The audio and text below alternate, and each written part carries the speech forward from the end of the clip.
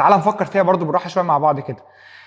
خلال الفتره اللي فاتت معظم المدربين اللي عندهم سي في قوي ما نجحوش مع الاهلي، يعني بخلاف كولر اللي برضه السي في بتاعه كان الى حد ما سي في محترم يعني. بس تعال بص كده مين المدربين اللي كانوا بيدربوا الاهلي الفتره اللي فاتت وما نجحوش. يعني باسيرو مثلا كان عنده سي في قوي جدا وما نجحش مع الاهلي. مارتن يول كان عنده سي في قوي جدا برضه وراجل طرف في الدوري الانجليزي وبتاع، ما نجحش مع الاهلي.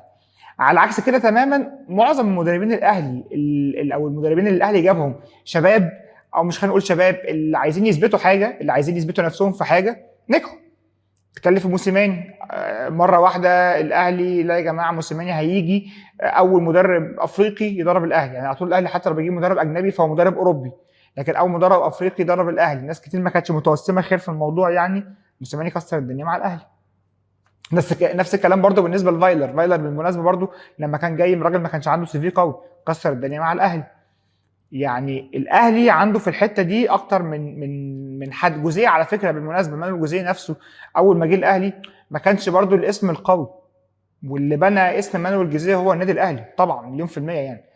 فالناس متوسمه خير، وكابتن الخطيب جربها زي ما شفنا في موسيماني وفايلر. لا، المدرب اللي عنده حاجه يثبتها، هو جاي عايز يثبت حاجه، عايز يلعب كره هجوميه، ما بقاش بقى بيعتمد بشكل كبير على الاسماء. اللهم هو كان مارسيل كولر بس هو اللي كان الاسم القوي شويه اللي جه درب الاهلي خلال فتره كابتن محمود الخطيب. ولكن خلينا نشوف الراجل ده الناس متوسمه فيه خير ولا لا.